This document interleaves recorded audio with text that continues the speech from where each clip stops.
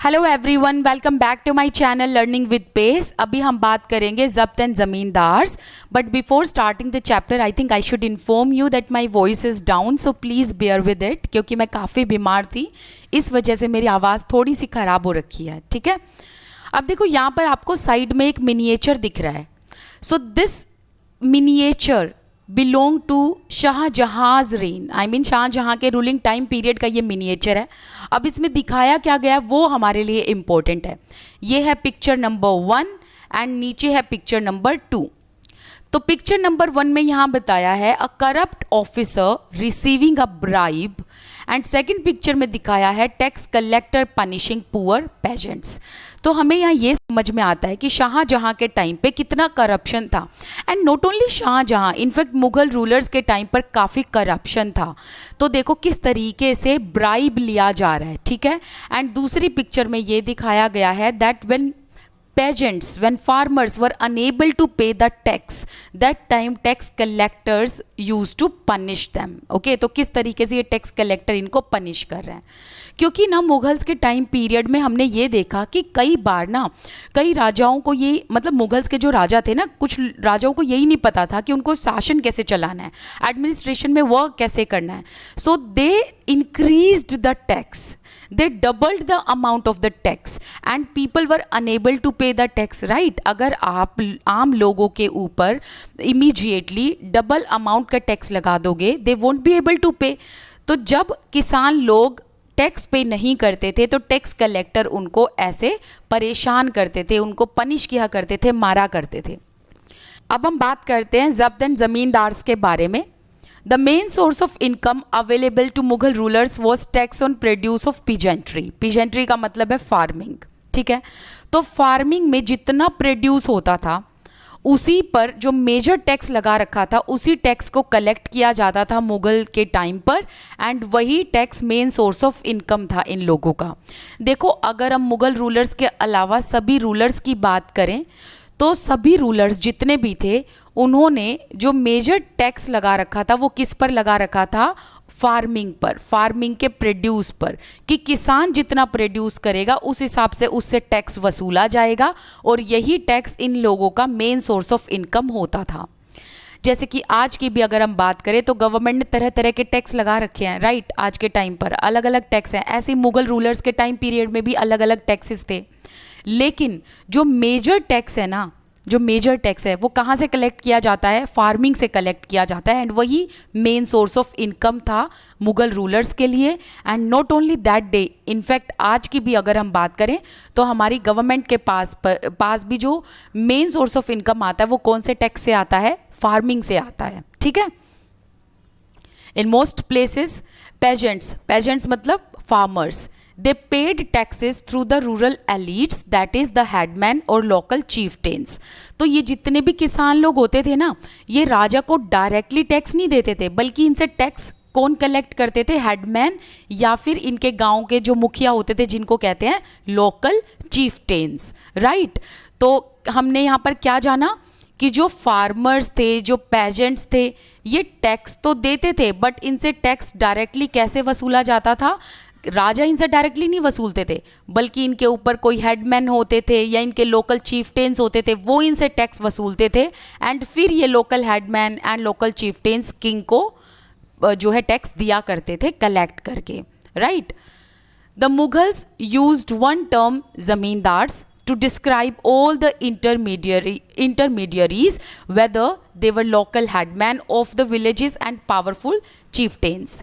तो हमें ये देखने को मिलता है कि मुगल पीरियड्स के टाइम पे जो मतलब टैक्स वसूला करते थे फार्मर से, उन इंटरमीडियरीज को क्या बोला गया? जमींदार्स बोला गया। ठीक है, तो आपको अभी इस पैराग्राफ में क्या याद रखना है? देखो, आपको ये याद रखना है कि मुगल्स के टाइम पीरियड में जो मेजर टैक्स था वो फार्मिंग के प्रोड्यूस पर था, एंड यही इनका मेन सोर्स ऑफ इनकम था। मतलब इनके पास अच्छा खासा पैसा जो है वो टैक्स कलेक्शन से आ जाता था, जो टैक्स कलेक्ट किया जाता था फार्मिंग से। ठीक है, अपार्ट फ्रॉम दिस, जो ये पेजेंट्स होते थे ये टैक्सेस को कैसे पे करते थे?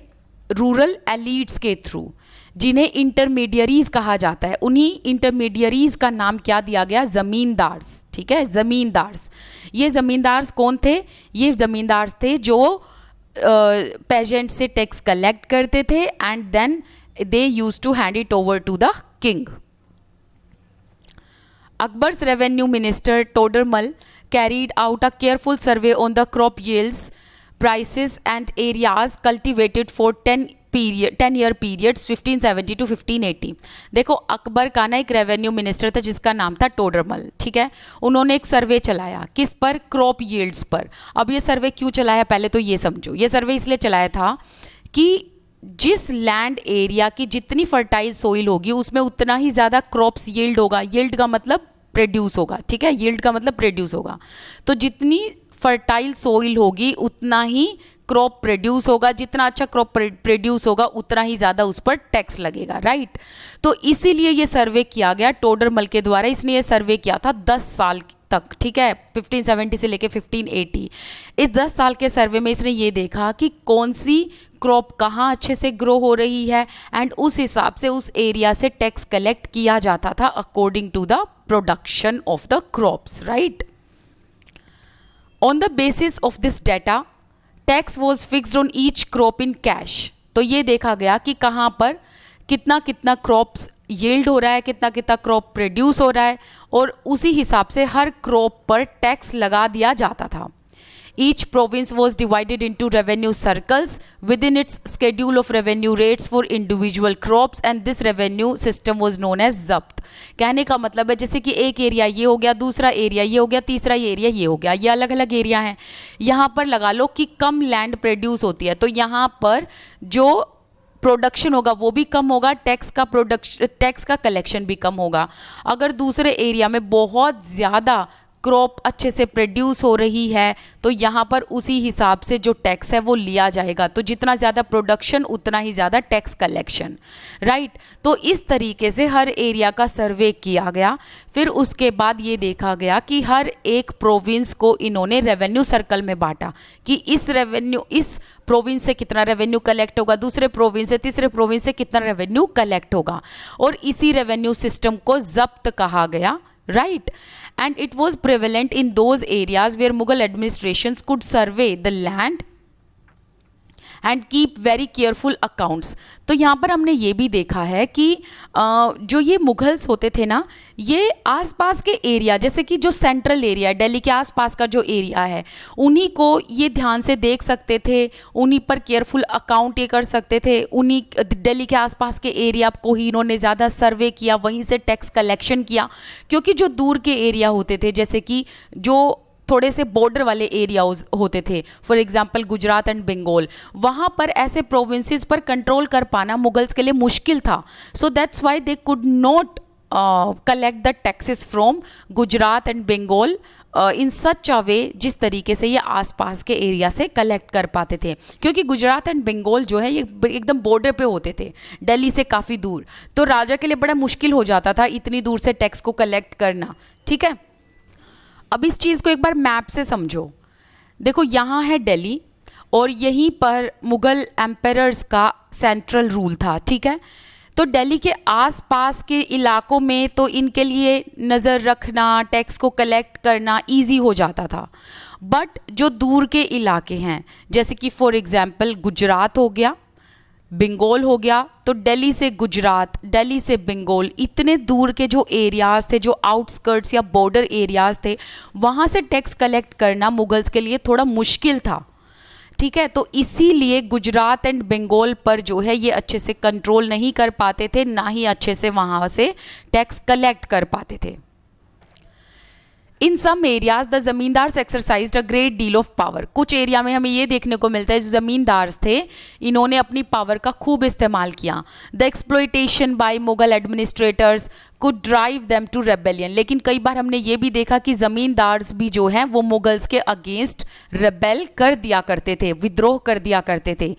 Sometimes zamindars and peasants of the same caste allied in rebelling against Mughal authority. कई बार क्या होता था, ये भी देखा गया मुगल्स के टाइम पे, अगर ज़मींदार और पेजेंट दोनों सेम कास्ट के हैं और दोनों को ये लग रहा है कि इनके ऊपर बहुत अत्याचार हो रहा है, तो दोनों साथ में मिलकर मुगल अथॉरिटी के अगेंस्ट खड़े हो जाया करते थे। These peasant revolts challenge the stability of Mughal empire from the end of the 17th century. और धीरे धीरे हमें ये देखने को मिलता है कि ज़मींदार्स एंड पेजेंट्स ये एक साथ जब खड़े हुए, इन्होंने रिबेल करना शुरू किया, तो वहीं से मुग़ल एम्पायर की स्टेबिलिटी हिलने लगी थी। ठीक है, क्योंकि लोग जो है इनके अगेंस्ट होने लगे थे। क्यों होने लगे थे? कई बार तो फार्मर्स पर इतना टैक्स लगा दिया जाता था that they were unable to pay. कई बार ज़मींदार्स पर भी बहुत जुल्म किया जाता था, क्योंकि ज़मींदार्स को क्या है ना, यूज़ किया जाता था बाय मुग़ल अथॉरिटी, राइट। क्योंकि ज़मींदार जितना टैक्स कलेक्ट करते थे उस हिसाब से इनको वापस नहीं दिया जाता था। कई बार ज़मींदार को ये लगता था कि हम पर ज़्यादा अत्याचार हो रहा है, तो ज़मींदार और पेजेंट्स अगर सेम कास्ट के होते थे तो कई बार उनके अंदर से ये आवाज़ आती थी कि हमें साथ में मिलकर खड़े होना चाहिए। So they use to rebel against the Mughal empire. तो ऐसे कर धीरे धीरे हम ये देखते हैं कि मुगल एम्पायर की स्टेबिलिटी जो है वो हिलने लगी थी। अब नेक्स्ट टॉपिक जो है वो हम नेक्स्ट वीडियो में कंप्लीट करेंगे। Till then bye bye, thank you so much for watching this video.